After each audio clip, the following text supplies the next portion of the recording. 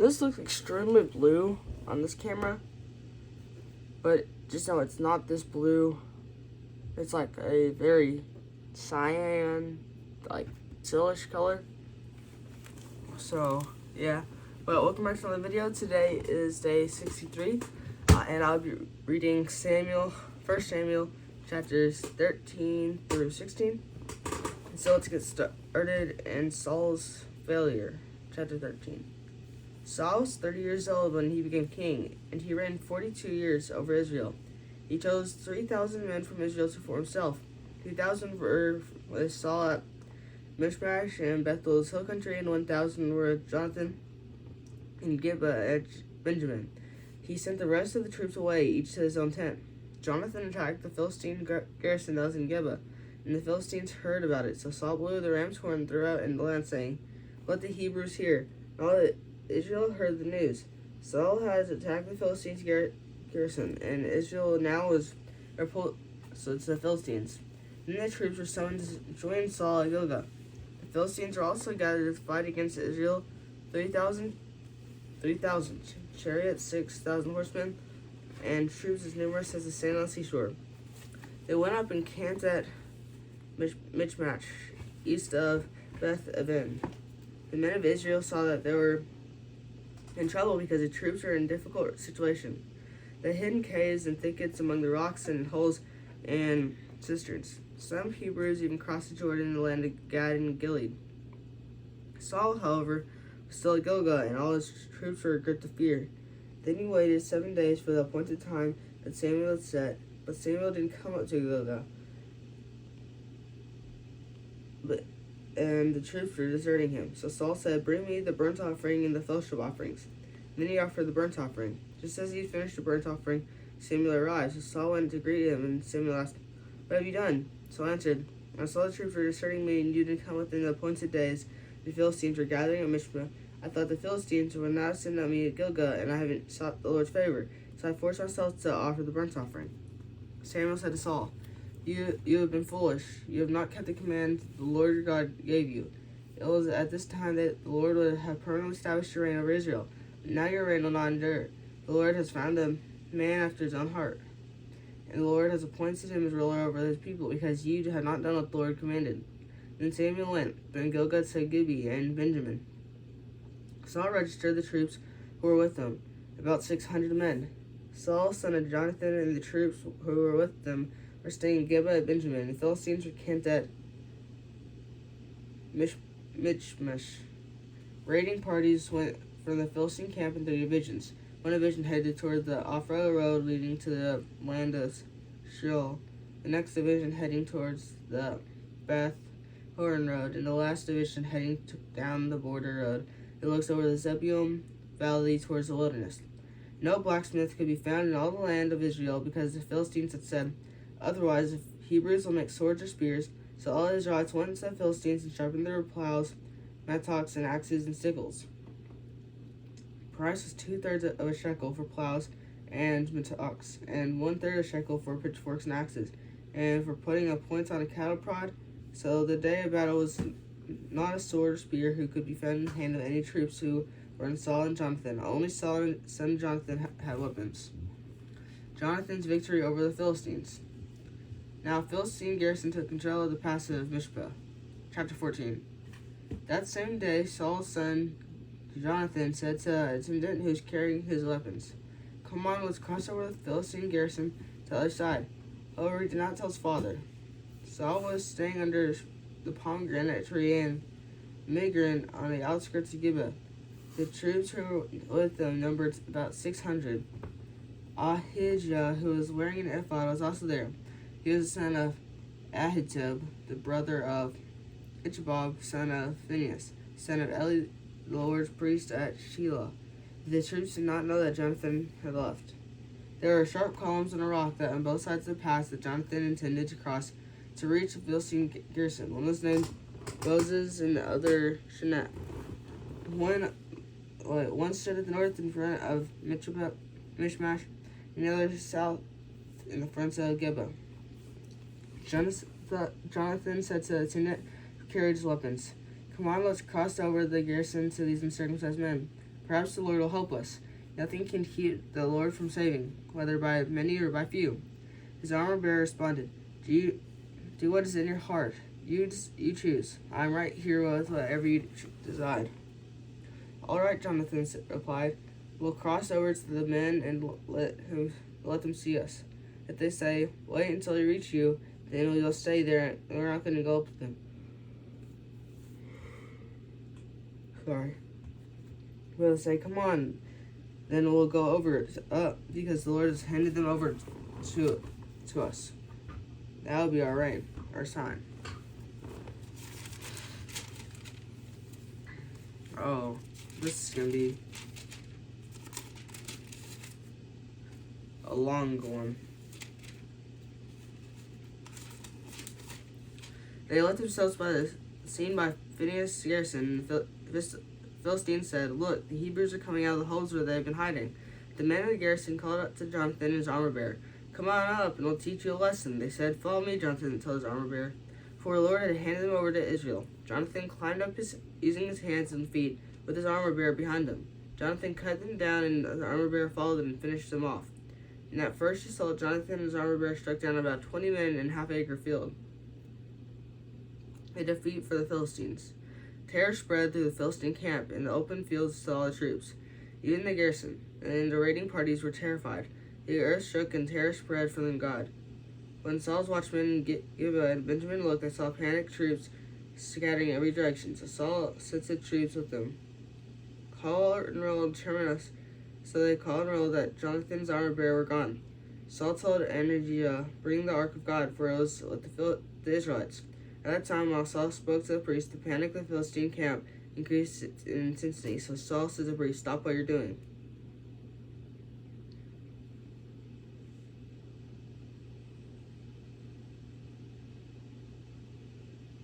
Okay, there's some parts down here, and I think it's like saying, it says LXX reads or adds like stuff to it.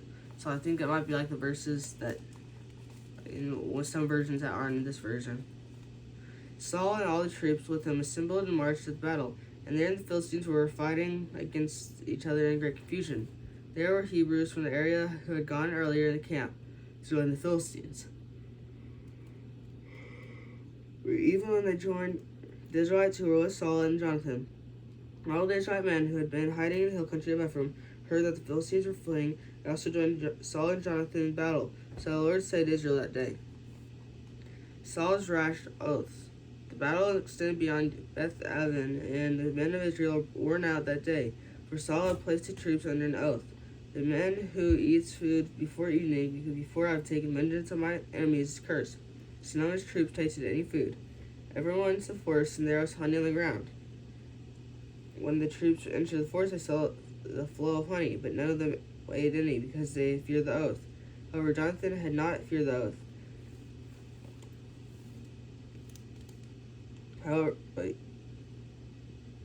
However, Jonathan had not heard his father make the troops swear the oath. So he reached out with an end of the staff he was carrying and dipped it in the honeycomb. When he ate the honey, he had renewed energy. And one of the troops said, Your father made the troops solemnly swear. The man who eats the food today is cursed, and the troops are all exhausted. Jonathan replied, My father's brought trouble to the land. Just look how I have renewed energy, because I tasted a little of this honey. How much better if the troops had freely eaten some today from the plunder they took from their enemies. Then the slaughter of the Philistines would have been much greater. The Israelites struck down the Philistines that day, all from Michmash all the way to Aijalon. Since the Israelites were completely exhausted, they rushed the plunder, took sheep, goats, cattle, and calves, slaughtered them on the ground, and ate the meat while the blood was still in it. Saul reported to Saul, Look, the troops are sinning against the Lord by eating the meat with blood in it. Saul said, You have been unfaithful. Roll a large stone over here at once. And he said, Go among the troops and say to them, Let each man bring his ox or sheep. Do the slaughtering here, and then you can eat it. Don't sin against the Lord by eating meat with the blood in it. So every one of the troops brought his ox that night and slaughtered it there. Then Saul built an altar to the Lord. It was the first time he built an altar to the Lord. Saul said, Let's go down to the Philistines tonight and plunder them until the morning. Don't let even one remain. Do whatever you want, the troops replied. But the priest said, Let's approach God here. So Saul inquired God, Should I go after the Philistines? But you'll hand them over to Israel. But God did not answer them on that day. Saul said, All you leaders of the troops, come here. Let us investigate. How is this sin has occurred today? As surely as the Lord lives who saves Israel, even if it is not because of my son Jonathan, he must die. Not one of the troops answered him. So he said to all Israel, You'll be on one side, and my son Jonathan will be on the other side. And all the troops replied, Do whatever you want. So Saul said to the Lord, God of Israel, why have you not answered your servant today? If you not righteous is in me, or in my son Jonathan, Lord God of Israel, give you him. It's the fallen people of Israel, give them him. Jonathan and Saul were selected. The troops were cleared to charge, and Saul said, Cast the lot between me and my son Jonathan. And Jonathan was selected, and Saul commanded, Tell me what you did. Jonathan told him, I tasted a bit of honey at the end of my staff I was carrying. I'm ready to die. Saul declared to him, May God punish me and do severely if you do not die, Jonathan. The people said to Saul, If Jonathan died, who accomplished such a great deliverance for Israel? No, as the Lord lives, not a hair on his head will fall to the ground, for he worked with God till today. So people redeemed Jonathan, and he did not die. Then Saul gave up the pursuit in the Philistines, and the Philistines returned to their own territory. Summary: Saul's kingship. When Saul assumed the kingship over Israel, he fought against his enemies in every direction, against the Moab, Ammonites, Edom, the king of Moab, and the Philistines. Whenever he turned, he caused havoc. He fought bravely, defeated the Amalekites, and rescued Israel from those who plundered them. Saul's sons were Jonathan, Ishvi, and Malchishua. The names of his two daughters were Merab, his firstborn, and Milcah, the younger. The name of Saul's wife was Ahinoam, daughter of Ahimaaz. The name of the commander of his army was Abner, son of Saul's uncle Ner. Saul's father was Kish. Abner's father was Ner, son of Abiel. The conflict of Philistines was fierce all Saul's days, so whatever Saul noticed any strong or violent man, he enlisted him. Chapter 15, halfway through. Saul rejected his king. Samuel told Saul, The Lord sent me to anoint you as king over the people of Israel. Now listen to the words of the Lord. This is what the Lord of armies says. I witnessed what the Amalekites did to the Israelites when they opposed them along the way they were coming out of Egypt. They go and attack the Amalekites and completely destroy everything they have. Do not spare them. Kill men and women, infants and nursing babies, oxen and sheep, camels and donkeys. Then Saul summoned the troops and counted them as Telaman, 200,000 foot soldiers and 10,000 men from Judah.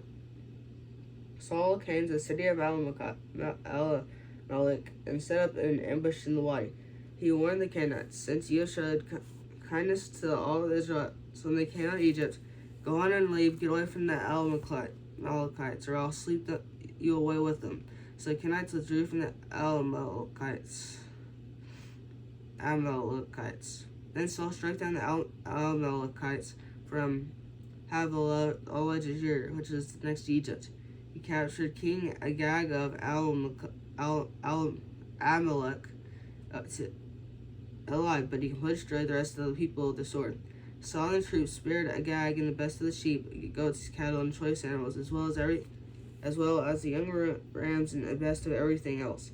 They were not willing to destroy them, but they did destroy all the worthless and unwanted things. Then the word of the Lord came to Samuel. I regret that I made Saul king, for he has turned away from me, following me, and has not carried out my instructions. So Samuel became angry and cried out to the Lord all night. Early in the morning, Samuel got up to confront Saul, but it was reported to Samuel. Saul went to Carmel, and he set up a monument for himself. Then he turned around and went down to Gilgal. When Samuel came to him, Saul said, May the Lord bless you. I've carried out the Lord's instructions. Samuel replied, Then what is the sound of sheep, goats, and cattle I hear?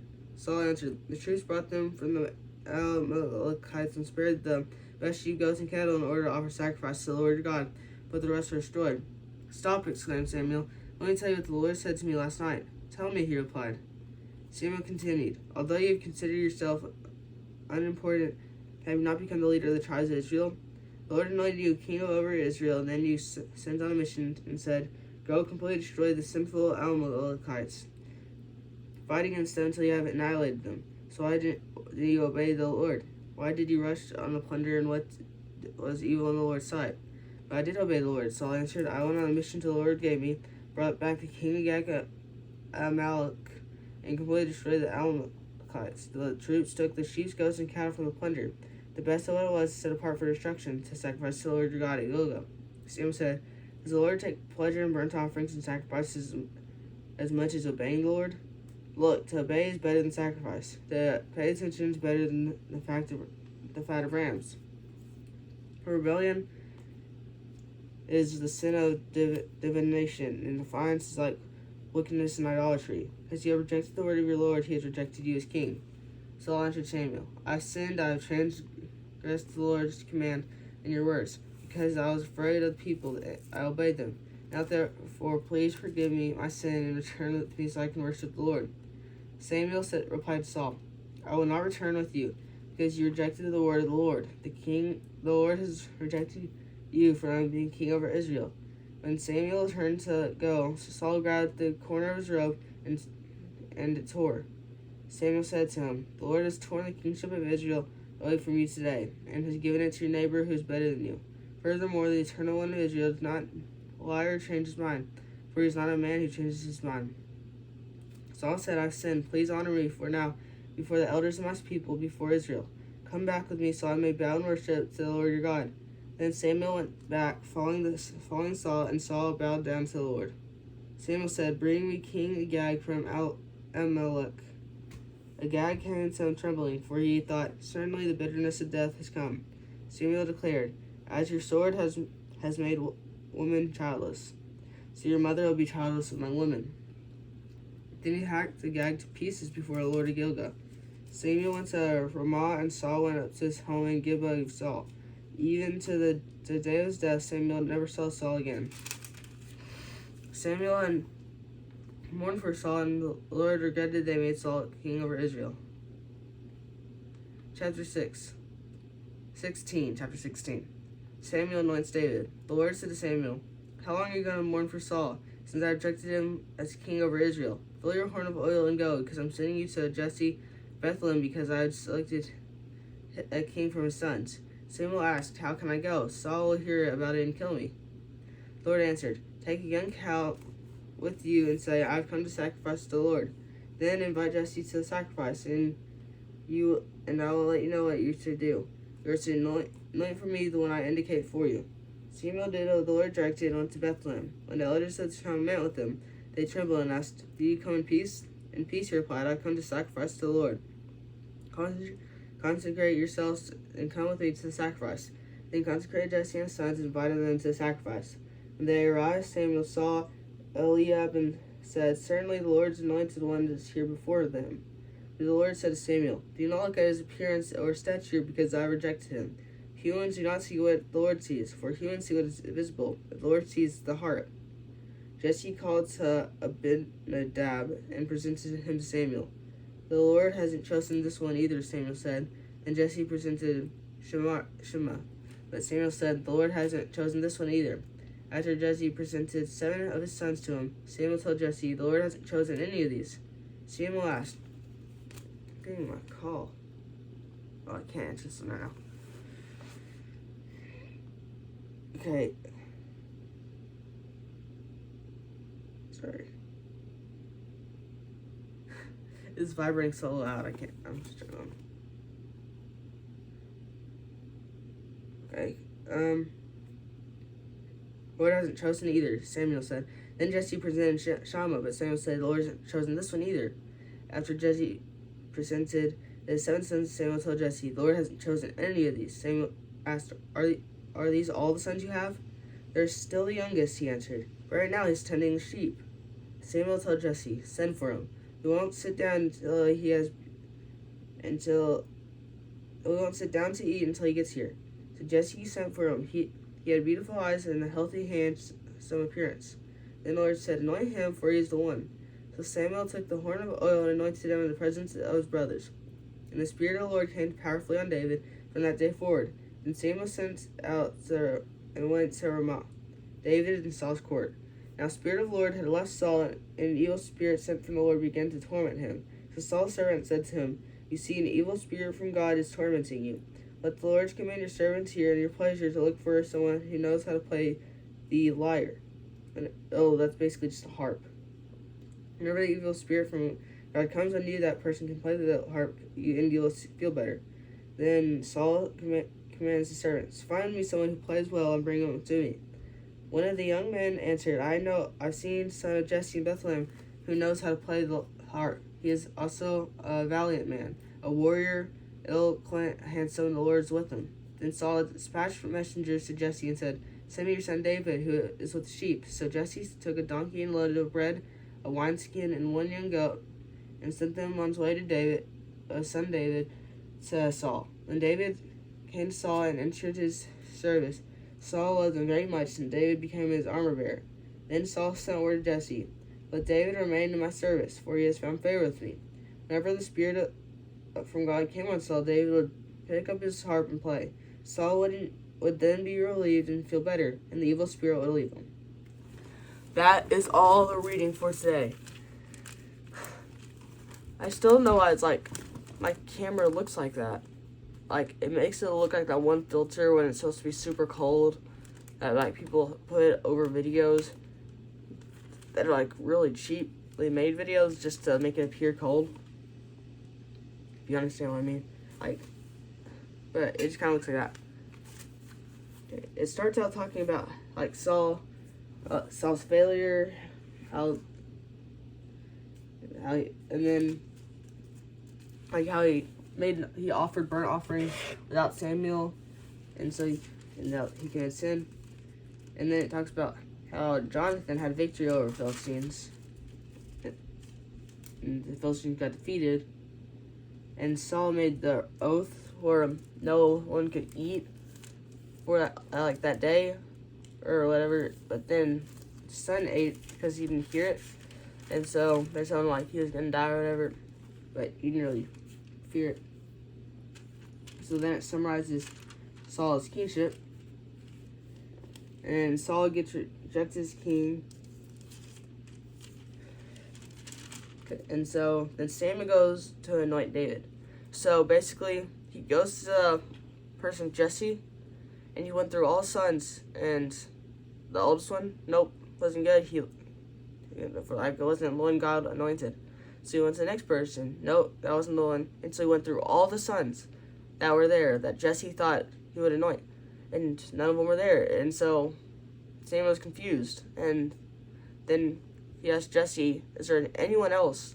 And so basically Jesse said, "Oh yeah, there's one more," but he didn't really think he was good enough. And so, but David, he was a shepherd, and he was the one God anointed. So David became the anointed one. And so eventually Saul, the Spirit of the Lord left Saul, and an evil spirit went and tormented him over and over again. And so David came to play the harp for him to help him. And then it kind of ends off there. So I hope you had a good day so far. Have a great rest of your day. Remember, God loves you, and goodbye.